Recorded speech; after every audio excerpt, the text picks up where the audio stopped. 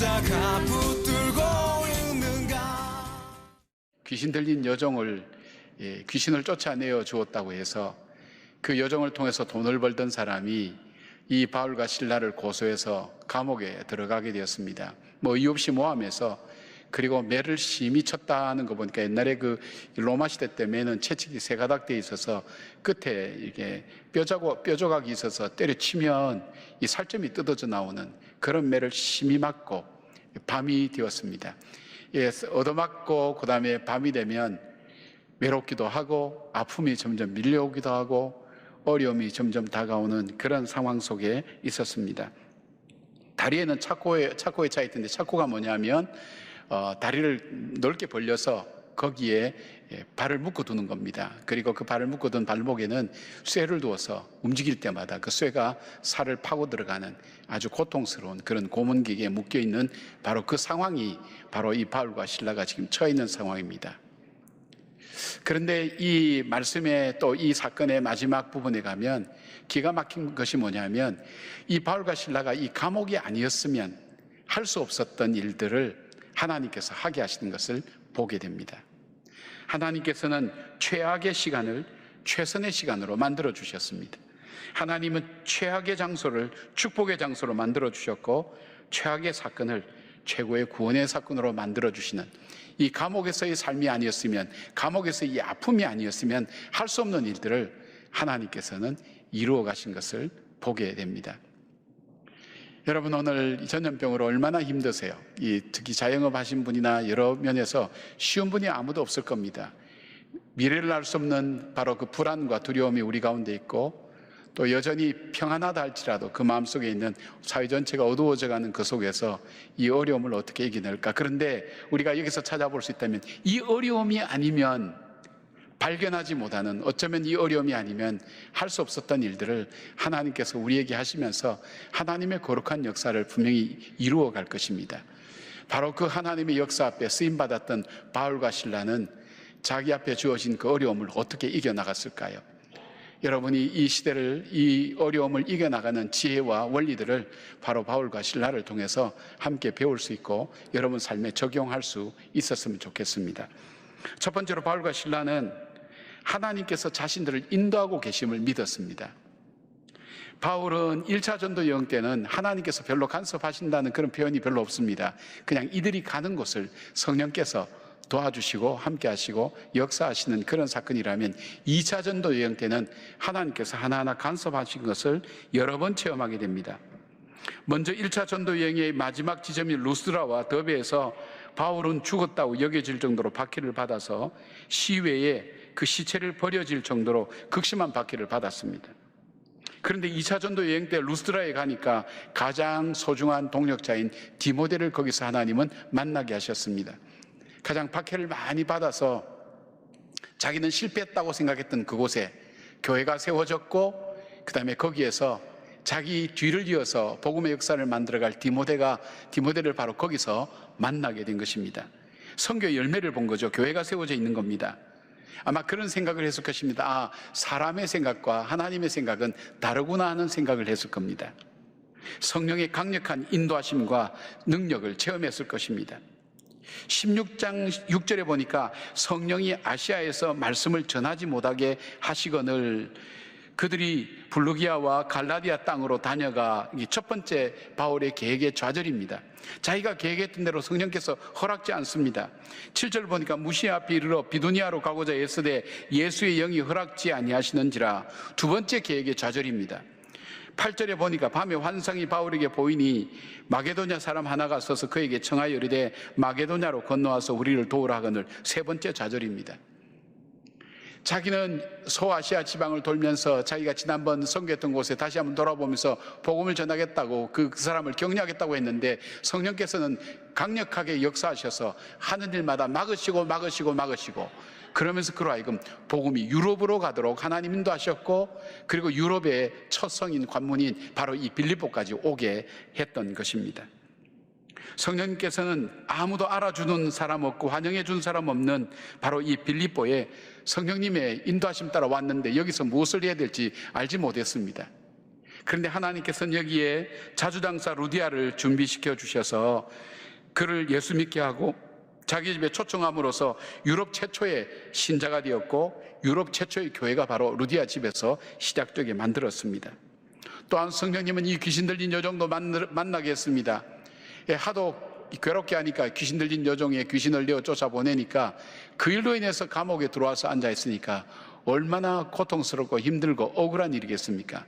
정말 한 사람을 살렸는데 그것 때문에 모함을 받아서 심히 매를 맞고 아파서 고통과 괴로움 중에 있는데, 그런데 생각을 해보니까 지금까지 자기의 삶에 생각해 보니까 하나님께서 하나하나 인도해 오셨다는 것을 그가 체험할 수 있었습니다.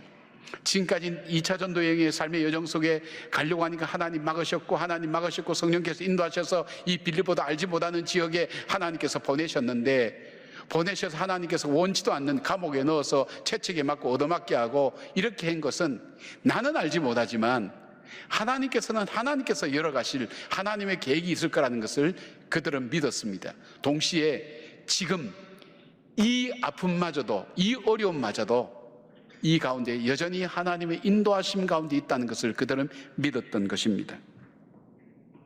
로마서 그래서 8장 28절 바울은 이렇게 말씀합니다. 우리가 알거니와 하나님을 사랑하는 자 곧 그의 뜻대로 부르심을 입은 자들에게는 모든 것이 합력하여 선을 이루느니라 하는 믿음의 확신을 갖게 된 이유도 아마 그런 이유일 것입니다. 하나님은 광야에서 이스라엘 백성들이 현실의 문제 앞에 어렵고 힘들어하며 그들이 죄를 지을 때 하나님께서 일깨워 주신 것이 뭐냐면 너희들을 인도하신 하나님을 기억하라 하는 것을 하나님은 계속해서 말씀해 주셨습니다.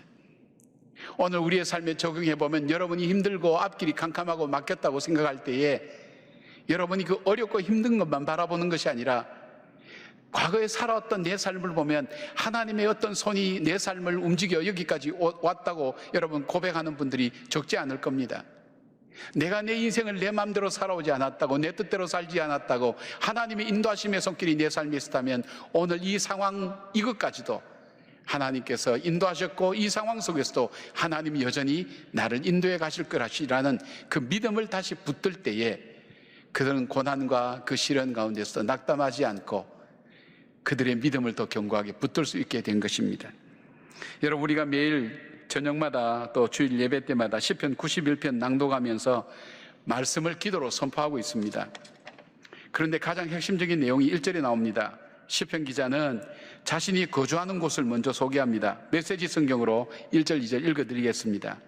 지극히 높으신 하나님 앞에 앉은 그대, 전능하신 분의 그늘 아래서 밤을 보내는 그대, 이렇게 아뢰어라. 하나님, 주님은 나의 피난처십니다. 내가 주님을 신뢰하니 안전합니다. 이것은 뭐냐면 지금 내 삶이 어디에 있는가를 살펴보라는 거예요. 내 삶이, 우리가 성경에 보면 지존자의 은밀한 곳에 거주한다 그랬어요. 정말 하나님이 가장 귀하게 여기고 지극히 존귀한 자의 그 앞에 내 인생이 있다는 거예요. 그리고 전능하신 그 하나님의 그늘 아래에 내 인생이 머물러 있다는 거예요. 그러니까 내가 하나님을 향해서 외칠 수 있는 것이 뭐냐면, 그러니까 주님은 나의 피난처 되십니다. 주님은 나의 요새 되십니다. 나의 반석입니다. 내가 의뢰할 만한, 뭐든지 의뢰할 만한 분이 바로 주님이십니다. 이 고백이 나올 수 있는 겁니다. 이 말씀이 내 마음의 말씀이 될 때, 이 말씀을 통해서 지금도 내 삶을 인도하신 주님, 지금 이 상황 속에도 나의 삶은 지존자의 은밀한 곳에 거하고 전능자의 그늘 아래 거하는 그 인생이기 때문에 주님께서 나의 어려울 때 피난처가 되시고 나의 목자가 되어주시고 나의 요새가 되어주시고 반석이 되어주시고 내가 의뢰하고 내가 간구할 만한 하나님이라는 그 믿음의 선포가 바로 여기서 나오는 것입니다.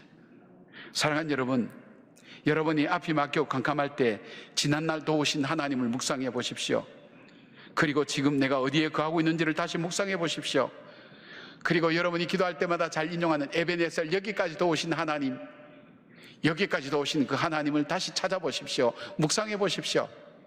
그렇다면 이 어려움 가운데도 전능하신 하나님의 인도함 가운데 있다는 그 믿음이 우리 마음속에 들어오기 시작할 때 우리는 흔들림이 없습니다. 바로 이 어려움을 이겨낼 수 있는 믿음의 용기가 생기고 이 어려움 가운데서 주님 말씀 붙들고 승리해 나가는 믿음의 걸음을 걸어갈 수 있게 됩니다. 바로 하나님께서 지금 이 시간도 여러분과 함께 하시고 여러분과 동행하신다는 사실을 다시 견고하게 다시 붙들면서 믿음의 반석에 굳건하게 서기를 주의 이름으로 축복합니다. 두 번째로 바울과 실라는 감옥에서 고통 중에 하나님을 생각했습니다. 사람이 어려움과 고통을 당하면 육체와 마음과 생각이 그 고통에 묶여버립니다. 다른 것을 생각하지 못합니다. 바울과 실라가 매맞고 감옥에 갇힌 이유는 말씀드린 것처럼 귀신 들려서 점치며 주인의 본을 덜어주는 이 여자 종을 귀신으로부터 자유케 해주었다는 것입니다. 귀신 들린 여종을 통해 점을 치고 돈을 벌었던 주인이 자기 이익이 끊어진 것을 알고 바울과 실라를 모함하여서 감옥에 들어왔습니다. 정말 복음을 전하다가 그들은 감옥에 들어와서 매를 맞고 있는 그 상황 속에 되었습니다. 얼마나 답답하고 안타깝겠습니까? 그런데 뜻밖의 여기 본문은 이런 말씀이 있습니다. 바울과 실라는 하나님께 기도하고 찬미하였다. 그들이 감옥에 갇혀서 어두운 밤에 그들이 상처가 아프고 고통스러운 그 순간에 하나님께 찬미하고 그들이 기도했다고 말씀합니다. 기도라는 이 단어는 원어를 살펴보면 이 기도의 내용이 뭐냐면 탄식과 안타까움에 대한 기도가 아니라 감사의 기도라는 겁니다. 감사의 기도. 그 다음에 여기 찬미는 자기의 상황이나 자기가 겪는 일이 어떤 탄식이나 안타까움을 담아서 하는 것이 아니라 바로 이 찬미는 하나님의 하나님 되심을 묵상하는 데서 나오는 하나님을 향한 찬미라는 것입니다. 이 환난 중에도 자기들의 상황을 주장하시고 그리고 자기들의 삶을 인도하시며 전지전능하신 그 하나님이 나와 함께 계신다는 그 하나님을 생각할 때에 바로 그들 속에 터져나온 것이 뭐냐면 고통의 신음이 아니라 그 가운데서 하나님께 대한 감사의 기도, 그리고 그 하나님에 대한 하나님의 그 전지전능하신 그리고 나를 구속하시고 인도하신 그 하나님에 대한 감사의 찬양이 그들 입술 속에 나올 수 있게 된 것입니다. 자, 여기에 생각을 하되 다른 생각을 하는 사람이 본문에 한 사람 나옵니다. 바로 이 간수의 생각입니다. 27절 보니까 간수가 자다가 깨어 옥문들이 열린 것을 보고 죄수들이 도망한 줄 생각하고 칼을 빼어 자기라고 하거늘 그랬어요. 이 간수는 지금 무엇을 생각했습니까? 그 생각은 뭡니까? 지금 벌어진 상황에 대해서 자신들이 이해하지 못하고 감당하지 못할 일을 돌아보면서 생각했습니다. 죄수들을 놓친 간수들은 죄수들로부터 뇌물을 받거나 공모했다고 여겨져서 간수들은 대체로 사형을 다 당했습니다. 그러니까 고문을 당하고 사형을 당하는 자기 신세를 생각하고 이 상황을 생각할 때 그는 죽음을 생각했어요. 자, 어떤 생각을 하니까 기도에 찬미가 나오고 어떤 생각을 하니까 죽을 생각을 하게 됩니까? 어떤 생각이었습니까? 바울과 실라는 신실하신 하나님과 자기를 구원해 주신 하나님의 은혜를 생각했습니다. 반면에 간수는 자기 앞에 벌어진 감당할 수 없는 일과 그 일로 고문당하고 죽게 될 일을 생각할 때 죽음을 생각하고 선택하게 된 겁니다. 여러분, 우리가 어떤 일을 만났을 때 기도와 찬미가 나오는 생각이 있고 죽고 싶은 마음이 들어가는 생각이 있습니다. 바로 하나님을 바라보고 묵상할 때 소망이 하나님으로부터 옵니다. 현실을 이길 힘이 하나님으로부터 옵니다. 그래서 두려워하지 않고 고통 중에도 기도하고 찬미하게 되는 것입니다. 나 같은 죄인을 구속해 주시고 하나님의 자녀 삼아 주신 그 은혜에 감사하며 그 하나님의 크고 놀라운 사랑 앞에 찬미와 영광을 올려드리게 되는 것입니다. 그러나 자기 현실과 환경을 돌아보면 죽을 생각밖에 안 나는 것입니다. 여러분 중에 죽을 생각하시는 분 계시나요? 왜 죽을 생각하실까요? 여러분 현실을 보기 때문에 그렇습니다. 힘든 일을 보기 때문에 그렇습니다. 고통을 바라보기 때문에 그렇습니다. 생각을 해도 무슨 생각이냐? 하나님 생각을 하십시오. 그 하나님이 나의 도움 되셨고 나의 인도자 되셨고 그 하나님은 전지전능한 하나님이시며 나 같은 죄인을 구원하여서 하나님의 자녀 삼으셨다는 이 크고 놀라운 하나님의 은혜 앞에, 그래서 사도 바울은 그 일평생 하나님의 은혜라는 것을 빠뜨리지 않았습니다. 내가 하나님 은혜로 살아가고 있다고, 이 고난 중에도 이 어려움 중에도 나 같은 것을 구원하셔서 하나님의 자녀로 삼아주시고 참 소망을 주신 하나님 은혜로 살아가고 있다는 그 은혜가 내 속에 넘치게 될 때에 고난을 이기고 슬픔을 이기고 절망을 이길 수 있는 기쁨의 찬양이 우리 입술 속에 나온다는 것입니다. 그래서 우리가 은혜를 받아야 됩니다. 은혜를. 우리가 고난을 받을 때 그 문제를 해결할 수 있는 뭔가 문제의 해결점을 찾는 게 아니라 내가 은혜를 받을 때에 그 은혜 가운데 내가 찬양과 기도를 할 때 하나님께서 예비하신 게 뭡니까? 뒤에 보면 기적을 준비하고 계신 것을 봅니다.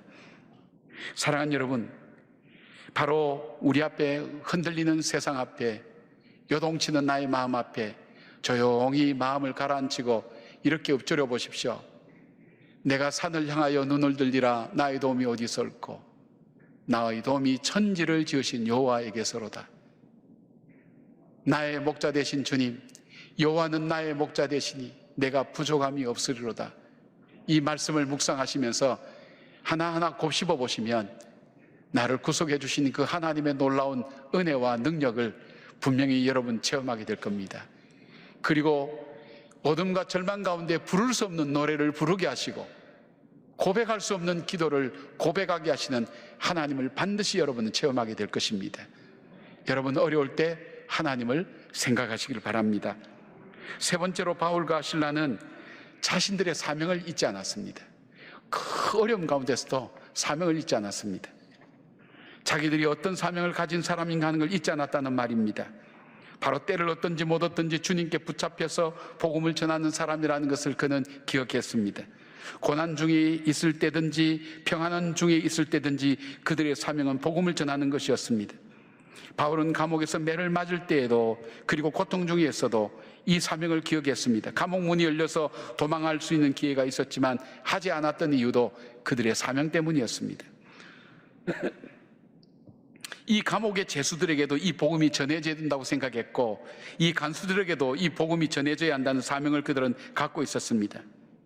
그런데 바울과 실라가 한밤중에 감옥에서 고통 중에도 감사의 기도와 믿음의 찬양을 올려드릴 때 기적이 일어난 것입니다.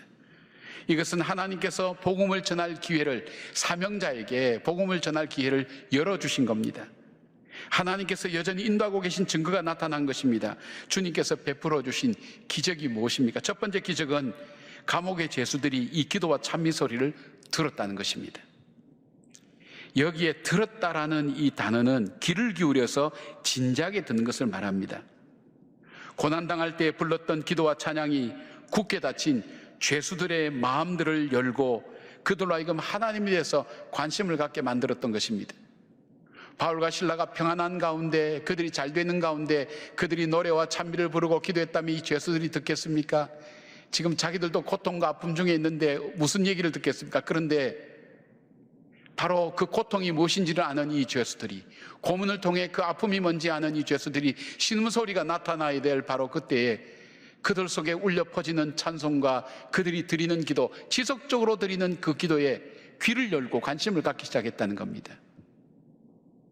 여러분, 우리가 얘기할 때 다른 사람이 관심을 가져주나요? 관심을 갖지 않습니다. 그러니까 어떻게 합니까? 다른 사람의 관심을 끌기 위해서 우리는 별짓을 다 하지 않습니까? 방송국의 광고 한번 보십시오. 저는 홈쇼핑 보면서 이렇게 그 호스들 얘기하는 거 있지 않습니까? 제가 한 5분 보면 저거 5분만 더 보면 내가 살 것 같다. 그래서 채널을 돌립니다.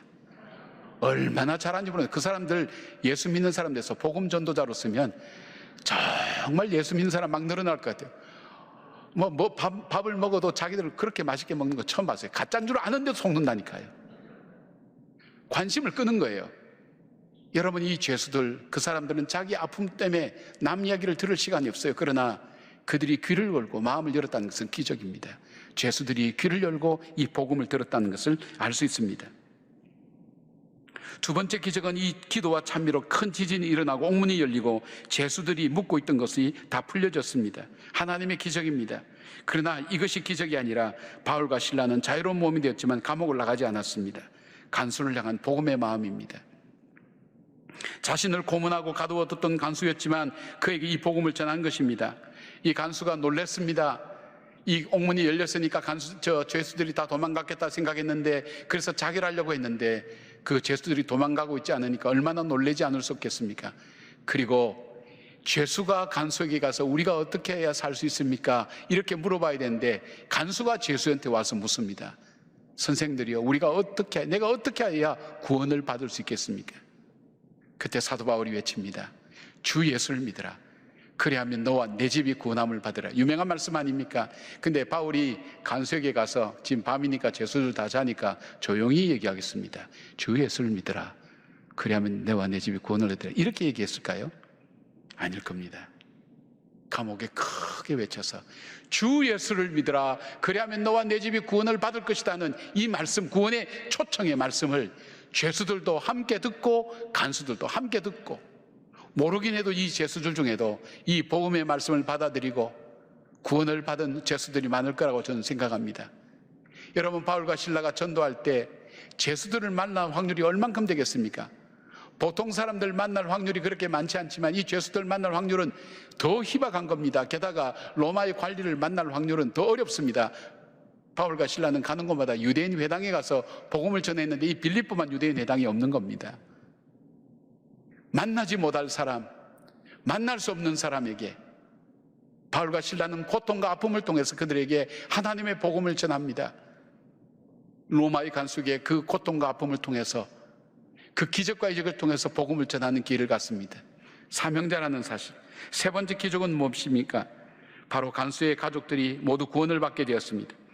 간수는 바울과 실라를 가져다가 그 맞은 자리를 씻어 주었습니다. 회개의 모습입니다. 그리고 그 가족과 함께 세례를 받았습니다. 구원의 역사가 일어났습니다. 그리고 그 집으로 데려가서 맛있는 음식을 대접했습니다. 바로 성도들의 교제가 이루어진 것을 봅니다. 바로 큰 기쁨이, 죽음을 생각했던 그 사람들 속에 큰 기쁨이 일어났다고 성경은 말씀하고 있습니다. 하나님께서는 사명을 따라 살아가는 바울과 실라를 통해서 크고 놀라운 일을 행하셨습니다. 말씀드린 것처럼 하나님께서는 감옥에서 한밤중의 고통을 통해서 최악의 시간을 최선의 시간으로 바꾸어 주셨고, 옥문이 열리는 기적을 체험하게 해주셨습니다. 최악의 장소를 최고의 장소로 바꾸어 주셨습니다. 바로 이 감옥이 놀라운 은혜의 장소가 되었습니다. 감옥에 갇히는 최악의 사건을 통해서 최대의 구원 역사를 이 감옥에서 하나님은 이루어 주셨습니다. 바울은 빌립보서 1장 12절에 형제들아 나의 당한 일이 도리어 복음의 진보가 된 줄을 너희가 알기를 원하노라 증거할 수 있었던 그 역사가 일어났습니다. 사랑하는 여러분, 우리가 편하고 좋을 때 복음을 전해도 세상 사람들은 별로 관심을 갖지 않습니다. 그러나 이 어려울 때에 우리가 붙잡은 믿음, 우리가 붙잡은 이 소망 붙들고 어려움을 헤쳐가는 우리 모습을 볼 때 그들은 관심을 갖고 봅니다. 남들이 다 뉴스 보는 시간에 9시에 난 뉴스 볼 시간 없다고, 우린 예배 드려야 된다 할 때 사람들이 관심 갖고 물어봅니다. 그 교회에서는 대체 뭐 하냐고, 당신들 뭐 하냐고 물어볼 겁니다. 복음을 전할 길을 우리에게 주는 겁니다. 우리가 믿음의 반석에 굳게 서서 하나님을 의지하고, 그리고 그 믿음으로 담대하게 나갈 때 주님은 내 속에 절망과 어두움이 가득한 이 세상 속에 나로 하여금 부를 수 없는 찬송을 이 밤중에 부르게 하시고 드릴 수 없는 감사의 기도를 드리게 하시는 분이 바로 하나님이시라는 것을 알게 됩니다. 우리의 손해가, 우리의 고통이, 우리의 상실과 절망이 마지막이 아니라 하나님께서 열어가시는 역사의 시작임을 기억하면서 합력하여 손을 올리실 그 주님을 바라보시기를 바랍니다.